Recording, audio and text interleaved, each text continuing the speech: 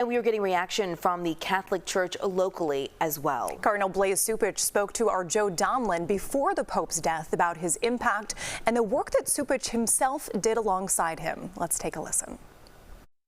People come to you for help with grief and loss. How do you process this on such a personal level? It is a loss for us.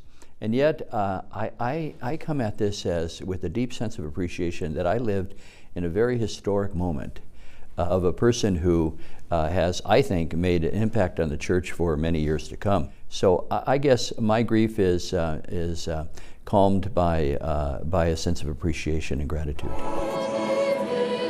Their journey together goes back years. Chicagoans will remember this scene from November of 2016. Mayor Rahm Emanuel and a large delegation traveled to Rome, celebrating a new position for Cupich. Pope Francis elevated him to Cardinal, an elite group, the highest-ranking papal advisors. You were able to spend quite a bit of time with him. What do you remember most about that time, or maybe a conversation? Well, I think that he always respected the people he talked to. He wanted to really listen. He didn't mind tough subjects being brought up, and he wanted just to hear from other people, but he also had a wicked sense of humor.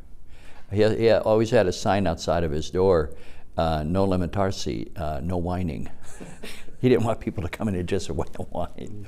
But he also was an individual who I think made sure that people were not excluded unnecessarily, that we would look for ways in which divorced and remarried, the LGBTQ community, the people who were struggling with their faith and maybe had left the church, that we have to look for going to the margins to bring them in. Pope Francis would come to lean on Cardinal Cupich for a number of key assignments, hand-picking him to take part in a 2018 worldwide meeting to discuss the Church's teaching on marriage, contraception, divorce, and other issues relevant to contemporary Catholic families. If you could point to one thing that you'll always remember that he taught you, what would that be? He had a palpable sense of the real presence of Jesus, not just as somebody who rose from the dead 2,000 years ago, but was active now. And he always tried to look for where Christ, who is alive in the church, is leading us. Pope Francis took stands on some issues that people, even within the church, took exception to. He spoke out in support of immigrants, the LGBTQ community, as you mentioned, diversity, inclusion in the church. And his words were, if not misconstrued, maybe interpreted in ways that were convenient perhaps to an ideology and met with resistance. Yes, and I think that you've hit it exactly right. He was against ideologies. He wanted to make sure that, as he said, reality is greater than ideas.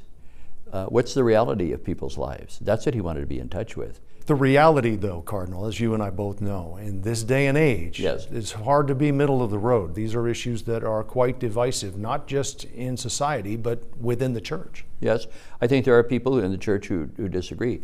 But can't we come to a common ground with regard to the immigration issue? It's been said that the deportation protocols that the nation wanted to follow would make sure that we secured our borders and that streets would be safe from any criminals. Nobody's against that. I think we want to do that. But how do you deal with the fact that we have a broken immigration system that is not due to the people who have come here, but by the lack of initiative on the part of elected officials over generations to deal with it? Cupich also traveled to Rome in 2019 to discuss the clergy sex abuse scandal, something he often addressed head on. For people watching at home for whom this is still an issue, what would you say Pope Francis's legacy is on this issue? Well, I think that he wanted to be very clear that we handle this correctly, not just in the United States, but around the world. So virtually what he did was he took what we did in 2002 with our charter and universalized it. He changed canon law. He changed all those kinds of restrictions that wouldn't allow us to cooperate with authorities, to be transparent. So he universalized what we have done in the Catholic Church in this country since 2002. And I think that that shows his admiration for us. Everyone saw Conclave, Cardinal, so everyone's interested in what happens next. How much can you tell us about what you think will come out of that? Well, I didn't see the movie Conclave, but I didn't see Barbie. You live it. I didn't see Barbie either, so. Well, I don't know. All I know is that I see the rules for how it's going to be done. I'm going to go there and learn. I'm a novice at this. Some of the cardinals have been to other conclaves earlier. They've been to the one in 2013. So I'm going to be quiet and listen to see what's asked of us and do my best to participate. I wasn't sure if this was an appropriate question, but several people asked me on the way in. Is there any chance you could become the next pope? Oh, I think that anybody who would fantasize about that should double the dose of their medication. Not going to happen. You do get a vote, though, Cardinal. Yes. Do you foresee any dramatic changes in the church in the near future? Well, I think one thing that we need to keep in mind is that whenever there's a new bishop appointed, whether it's a bishop of Rome or whatever, the church doesn't talk about a replacement. They talk about a successor. So who's going to take what's happened and succeed it and move forward? So same-sex marriage, contraception, homosexuality, medical aid in dying, is there room for change on any of these issues in the future? I think there's always room for making sure that we listen to people who are struggling with these issues so that we become a listening church, not only a teaching church. And I think that's where the important difference is. What about married men and women as priests?